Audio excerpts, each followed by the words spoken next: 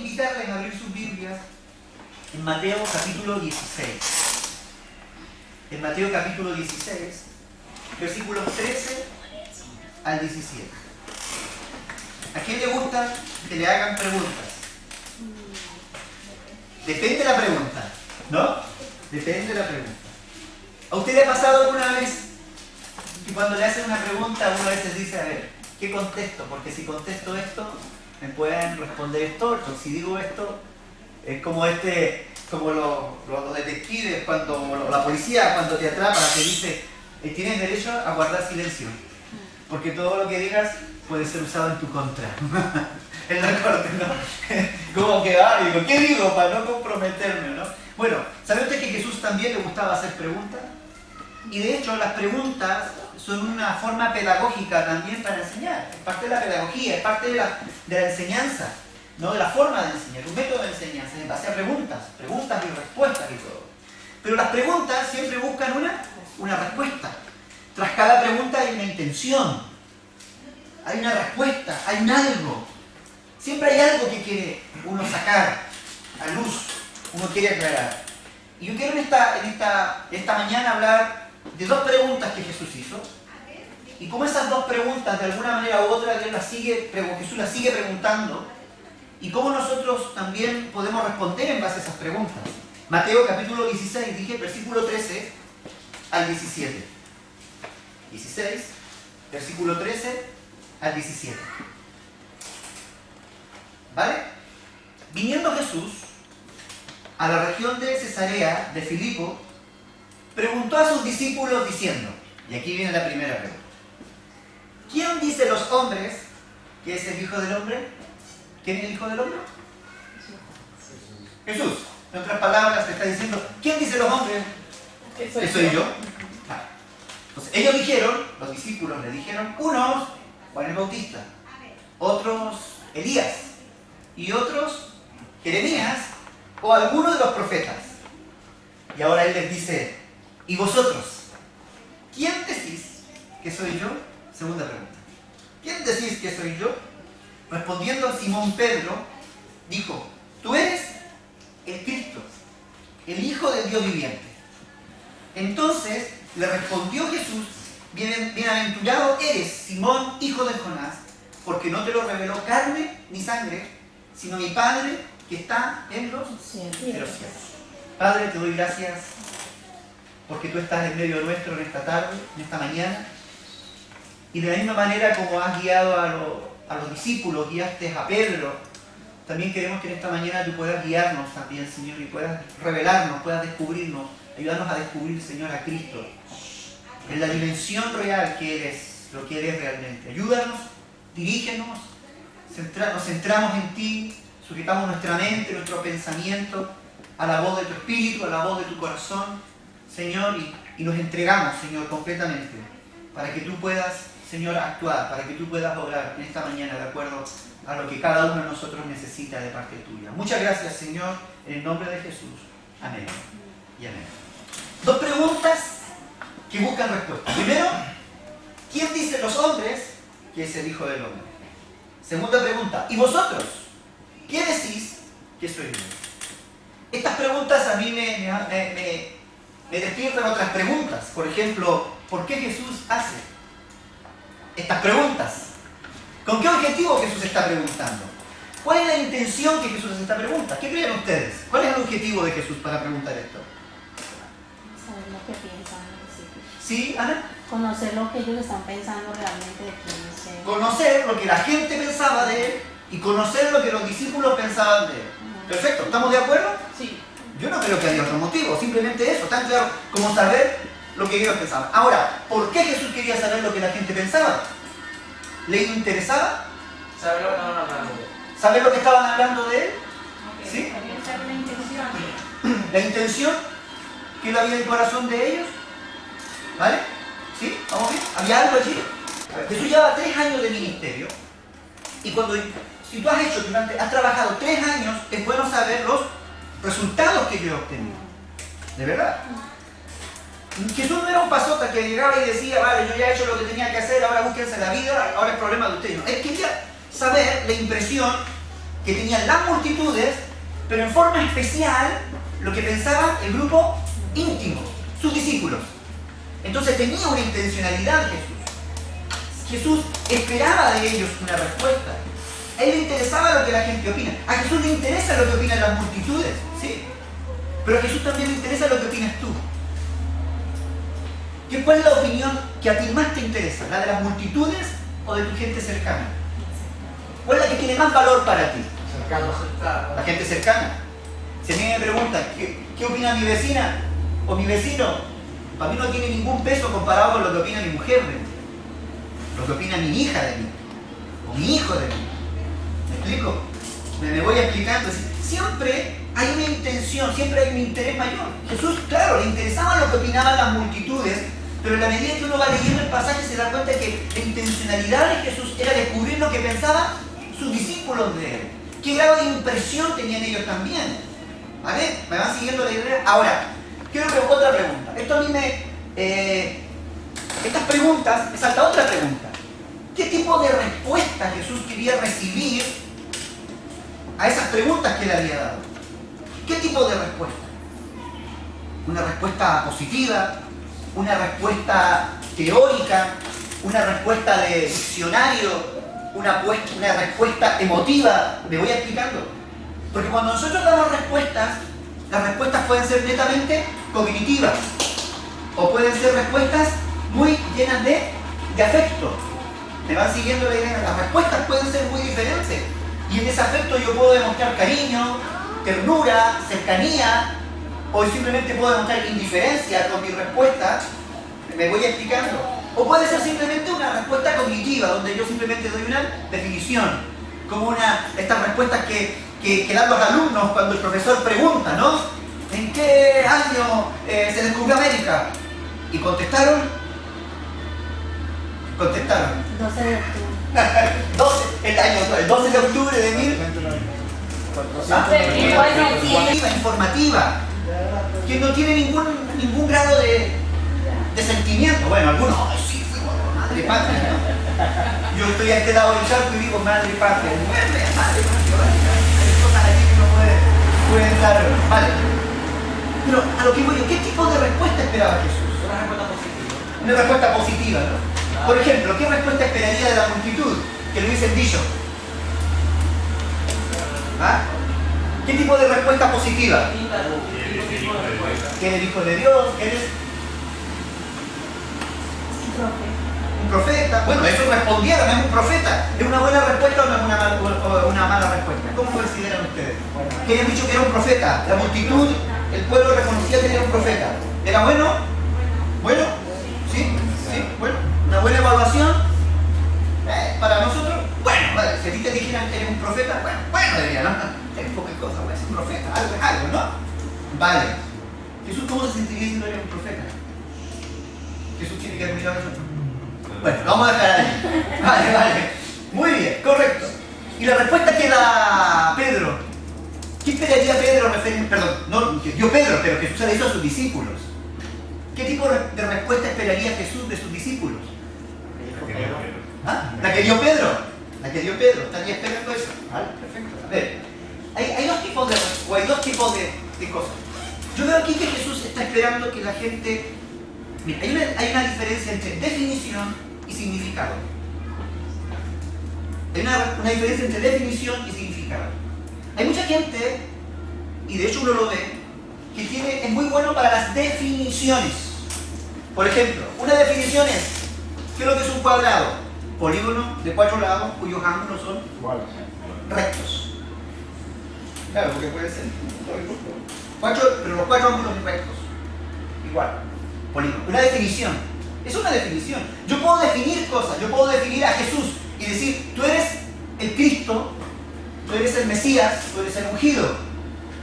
Yo puedo decir, tú eres el profeta. Eso es una definición. Y yo puedo tener un concepto de profeta, puedo tener un concepto, ¿cierto?, y una definición de Cristo, de ungido. Yo la puedo tener.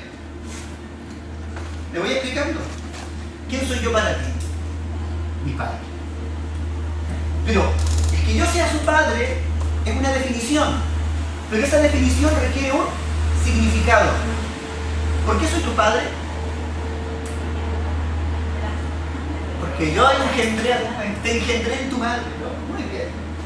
Entonces, claro, hay una definición. Seguramente yo busco en el diccionario y yo estoy de acuerdo con esa definición. Yo soy el padre de él. Hay una cosa que me la da el diccionario, hay una parte teórica que me la da el diccionario, pero hay otra parte que le doy yo. ¿Sabes qué es lo que es? El significado. El significado que tú le das a esos conceptos, a esas definiciones, es variado y es particular. Por ejemplo, el mismo que hemos usado ahora, la palabra padre. ¿Qué te evoca a ti la palabra padre? Alegría, autoridad, ¿cierto? Puede ser amor, cobertura, seguridad, confianza, cariño, pero tal vez a otro no. La palabra padre significa ira, violencia, enojo, injusticia, disensión. Matrimonio, la unión de un hombre y una mujer. Por el cual matrimonio puede ser el sueño al que quiere aspirar. Tiene un significado, ¿no? Para otra, un infierno del que quiere huir. ¿Por qué? Porque esa definición tiene que ir va siempre acompañada de un significado. Yo te puedo dar aquí una definición, yo puedo decir tú eres, pero más de lo que tú eres, es decir, lo que Jesús está esperando en esta ocasión es lo que significaba Él para la gente. ¿Qué significado tenía Él para las personas? ¿Qué había logrado hacer en cada uno de ellos? A las multitudes. Les había curado, les había sanado, les había predicado, les había enseñado, había alimentado, etc. Pero ¿qué significado ahora tenía su vida en la vida de esa gente? ¿Me van siguiendo la idea? A sus discípulos, había invertido tiempo en sus discípulos. Lo que Jesús estaba buscando no era simplemente un concepto, no era simplemente una definición de Él, sino lo que Jesús quería rascar era lo que Él significaba para cada uno de ellos. ¿Me voy explicando? Ahora, pregunto, ¿por qué creen ustedes que es importante el significado que yo tengo de cada cosa? Tengo de este caso de las personas, y vamos a acotarlo a las personas. ¿Por qué es importante en este caso el significado que Paz, mi hija, le dé al concepto de padre? ¿Por qué es importante eso? Con amor. ¿Ah? Porque nos ama. Con amor. No, estoy preguntando por qué Paz es importante que ella tenga... ¿En qué influye o en qué afecta el significado que ella le dé al concepto de padre? ¿En qué? Para que te reconozca. Para que te reconozca. Significa claridad de lo que tú representas. De lo que yo represento para ella, pero ¿de qué manera afecta lo que yo represento para ella? En que estoy haciendo bien el trabajo. En que estoy haciendo bien el trabajo, ¿vale? ¿Vale? ¿Pero en qué le afecta a ella? Puede afectar a sus generaciones. Puede afectar a sus generaciones, ¿vale? Ya, pero eso es pasado, pero en el presente. Que sirva como ejemplo. Que sirva como ejemplo. Si yo soy un buen padre, ¿en qué afecta o en qué no afecta? ¿Qué va a determinar? En su Su comportamiento. carácter en Su su- carácter. ¿Comportamiento con quién? Con los con el demás. padre y con No. Con el padre. ¿Conmigo? ¿Cómo se llama eso? Relación. Relación. ¿Sabías tú? Las relaciones están determinadas de acuerdo a lo significativo que sean las personas para ti. ¿O no? Es así. La gente que no es significativa, tú no te relacionas con ellos. Y a veces hay algunos que ni siquiera. O algunos que son indiferentes. Nada más, no son ni malos ni buenos. Simplemente neutrales. Estoy con compañeros de trabajo, te toca porque te toca, pero no hay ningún lazo, no hay ningún lazo significativo, ni una relación. Entonces, ¿eso en qué es lo que afecta? El significado en mi relación con ella. Ella se va a relacionar conmigo como padre en la medida de que el significado que ella le haya dado al concepto de padre sea positivo. Si ella tiene un buen concepto de mí como padre, se va a relacionar conmigo. Si tú tienes un buen concepto de tu matrimonio, vas a amar tu matrimonio, vas a promover tu matrimonio, vas a promover tu familia. Me voy explicando y te vas a relacionar bien y vas a procurar que la gente imite lo que tú. ¿Por qué? Porque tienes un buen concepto. Hay algo significativo allí para ti, ¿no? Es valioso también. Entonces, eso es algo. Entonces, Jesús, eso le interesa. ¿Sabes por qué? Porque nuestra relación con Él depende no solamente del concepto y la definición que tenemos de Él, sino lo que Él significa para cada uno de nosotros. ¿Me han seguido la idea? De lo que Él significa para cada uno de nosotros. Imagínense en aquella época, que todavía queda mucho, donde la salvación era por obra y nos vendían el producto, ¿no? No, que tienes que pagar manda, no, que tienes que hacer esto, si no, a ver si agradas a Dios, porque Dios está enfurecido, Dios está enojado y te va a castigar porque tú eres malo, entonces tienes que agradarle haciendo buenas obras. Entonces, ¿cuál era la imagen o cuál era el concepto de Dios? ¿Cuál era el significado que tenía Dios para la gente? Un Dios airado, un Dios sancionador, un Dios justiciero, ¿cierto? Lejano, ¿cierto? Lejos. Entonces, ¿cómo me relaciono con un Dios así? ¿Cómo que le va a dar comida a un perrito de estos mañosos? ¿No? No hay relación. Hola Dios, ahí está mi manda. Con miedo. ¿No? Claro, con temor. No hay ninguna relación. No hay ninguna relación, lo más distante posible. No se le conoce. No se conoce, no se promueve la intimidad con eso. ¿Me van siguiendo la idea? Entonces Jesús, y vuelvo aquí al pasaje de Jesús, Jesús no estaba buscando solamente definiciones de parte de la gente. Eres un profeta. O simplemente es el Mesías. Lo que Jesús quería rescatar, lo que quería rascar a través de estas preguntas, es poder saber cuál era el significado que Él tenía para allá. Como ya he dicho, nuestras relaciones muchas veces personales, dependen del significado que tengan las personas, si son significativas o no para cada uno de nosotros. Ahora que hay una cosa interesante. Si ustedes se dan cuenta, el versículo 13 nos muestra el lugar donde Jesús hizo esta pregunta. Llegó el Señor. Vale, ¿dónde? Cesarea de Filipo. ¿Qué sabemos de Cesarea de Filipo? No, tranquilo, no le voy a entrar. Que yo lo busque. Donde Jesús hace esta pregunta y en Cesarea de Filipo, era un área donde había muchos templos de dioses sirios. Y también estaban los templos de los dioses griegos. Y aún es más, algunos dicen que estaba justo en la explanada donde estaba el gran templo hecho de mármol que estaba levantado hacia el emperador, hacia César. Me voy explicando. Entonces cuando Jesús va ahí a Cesarea de Filipo, como que encuentra el lugar ideal, hasta el lugar fue como pensado. A mí me gusta porque Jesús, todo es como intencional. Siempre enseña, ocupa todos los elementos para poder crear el ambiente y poder enseñar y poder extraer y que las cosas sean significativas. Entonces imagínense el panorama. Jesús va pasando y aquí está el templo de los griegos, de los sirios y el gran templo que seguramente era uno de los más importantes, el del emperador, el de César. Y Jesús se para allí. Es como si Jesús allí se colocara frente a todas las culturas y las religiones de la época y preguntara, ¿quién soy yo? En comparación con los otros. ¿Me voy explicando? Es como Jesús dice, vale, ahora ¿quién soy yo? Y los discípulos lo miran a Él. Y miran los templos, miran los paganos, ven el altar a César, ven todo allí. Y dicen, ¿quién soy yo? Le dicen eso. ¿Qué represento yo? ¿Qué significo yo en medio de todo esto? ¿Qué significado hay en tu vida al lado de todo esto?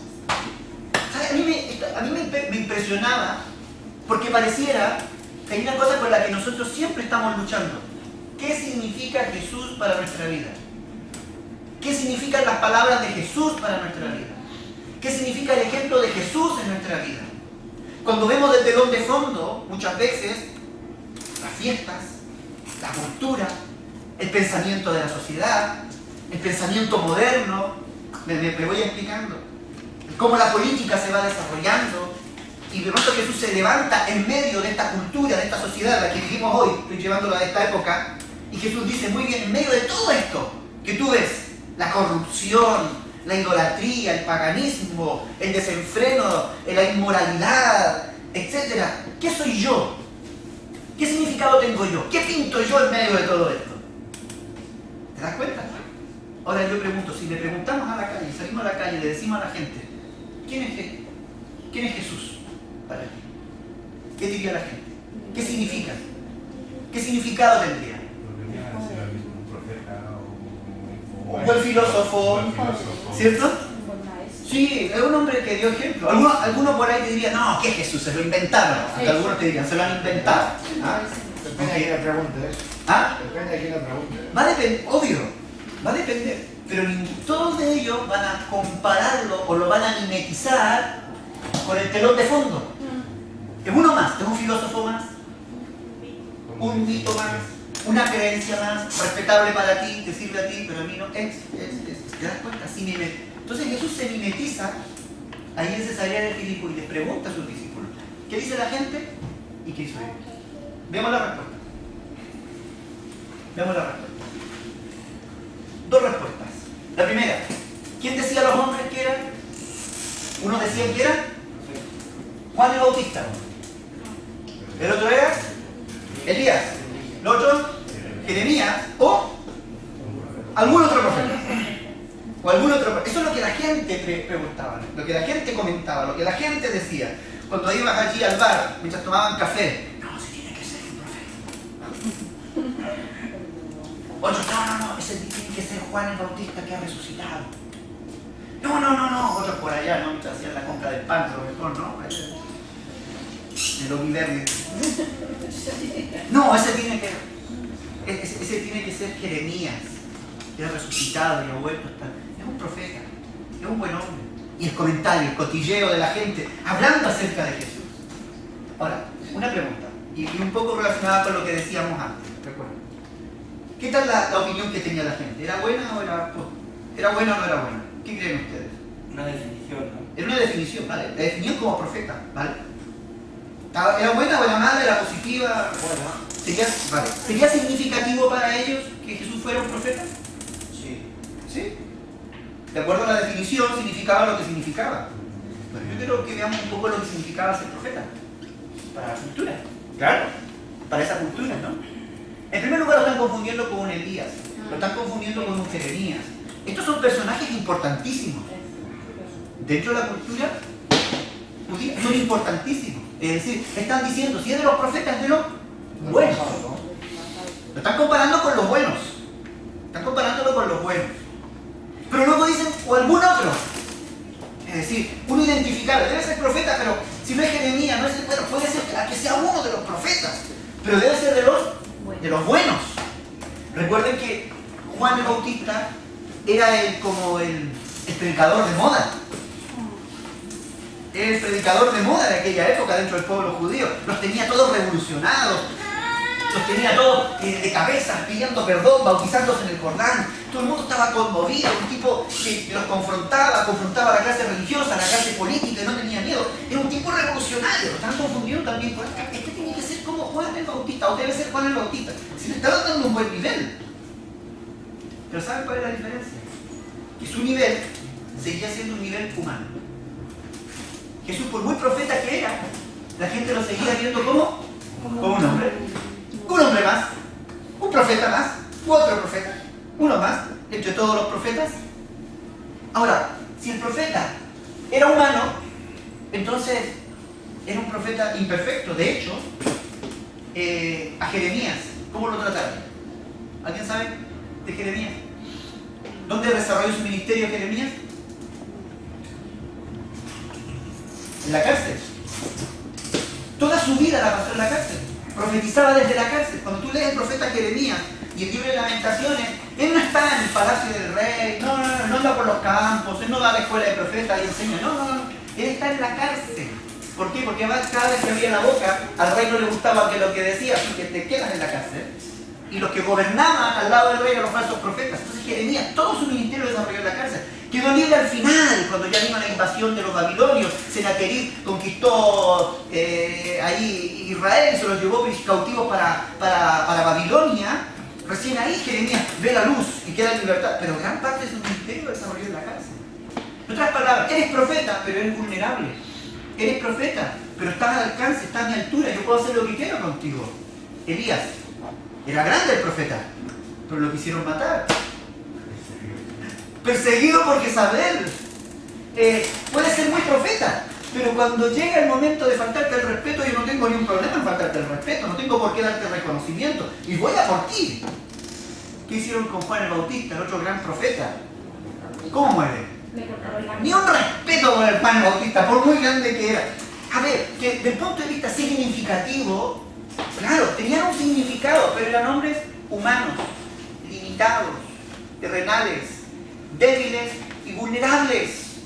Entonces cuando la gente preguntaba y lo comparaba, vamos a llevar otra vez a este sitio, ¿no? Con todo lo que había, con todos los otros dioses, con las otras religiones, Jesús pasaba como uno más allí, un personaje más. Lo mismo que ocurre hoy. Un profeta, un filósofo, un libre pensador, un hombre digno de ejemplo, pero sigue siendo hombre.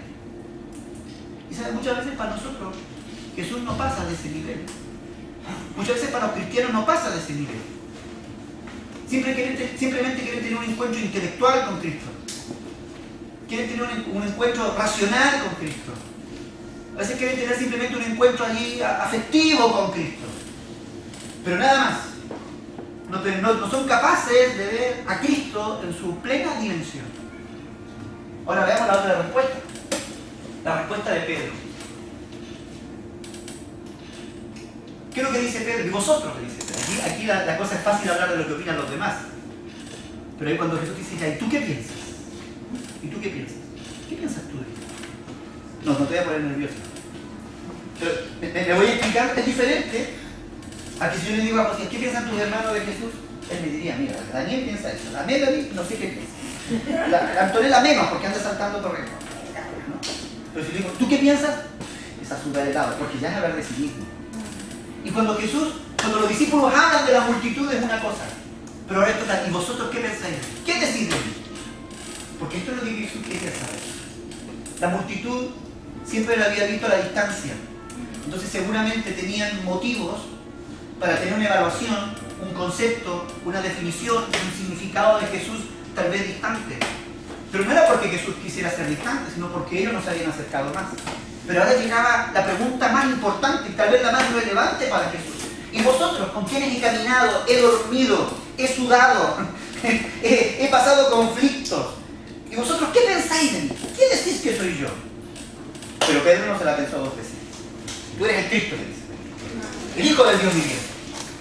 Tú eres el Cristo, el Hijo del Dios viviente. Mateo dice eso, tú eres el Cristo, el Hijo del Dios viviente. Lucas, ¿sabe lo que dice? Eres el Cristo de Dios. Marco dice, tú eres el Cristo. Ahora, esa palabra Cristo es una palabra griega. Y a mí yo estoy a punto de quitarla de la Biblia y poner la palabra hebrea.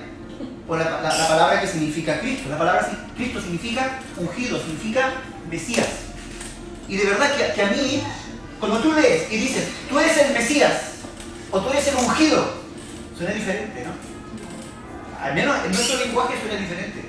Cuando tú dices, tú eres el Mesías de Dios, eres el ungido de Dios, eso es lo que estaba diciendo Pedro, tú eres el ungido de Dios, eres el Mesías de Dios, tú eres el ungido, o tú eres simplemente el Mesías, eso era un concepto mucho mayor.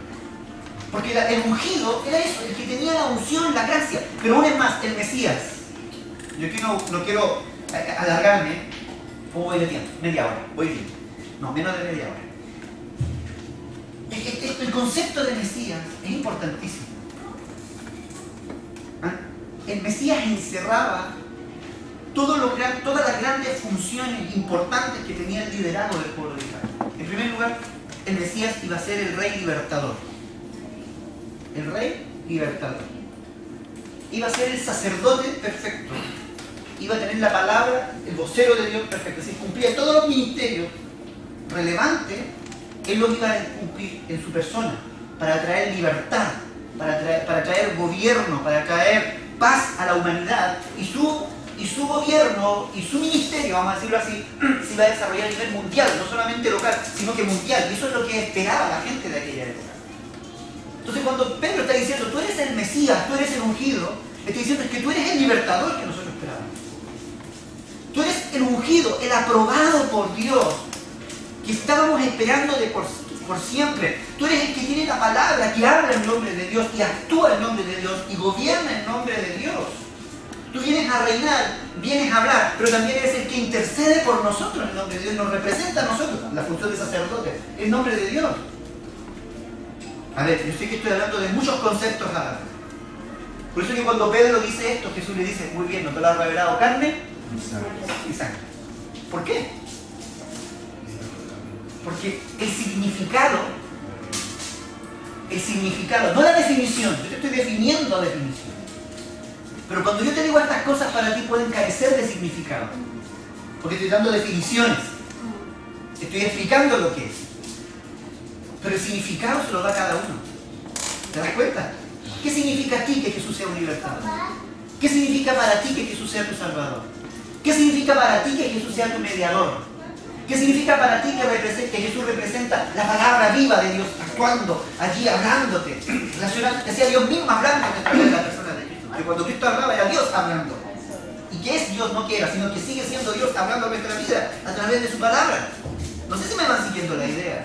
Entonces Pedro, cuando dice esta definición, ¡fua!, estaba diciendo una cosa que para la época era una bomba, era una explosión, era algo pero grandioso. El tema es que yo digo, Señor, nosotros llevamos años muchas veces escuchando definiciones, aprendiéndonos cosas de memoria y que carecen de significado muchas veces para nuestras vidas. ¿Me voy explicando? La gente dice, yo no voy a tal lugar porque es decir y repetir cosas y no tiene ningún significado para mí. Pero llegamos al Evangelio y a veces nos transformamos en personas que repetimos, pero que no tiene ningún significado para nosotros. Me voy explicando. ¿Sabes? Lo que Dios quiere, lo que Jesús espera, es que su nombre sea significativo para él. Sea significativo para él. ¿Qué pasa cuando tú piensas o nombras el nombre de Cristo? ¿Qué representa para ti el nombre de Cristo? ¿Qué representa para ti el nombre de Jesús? ¿Qué representa la persona de Jesús en tu vida? ¿Es un personaje histórico más? ¿Es un filósofo más? ¿O puedes saltar como Pedro y decir, no, es el Cristo, el Hijo del Dios viviente?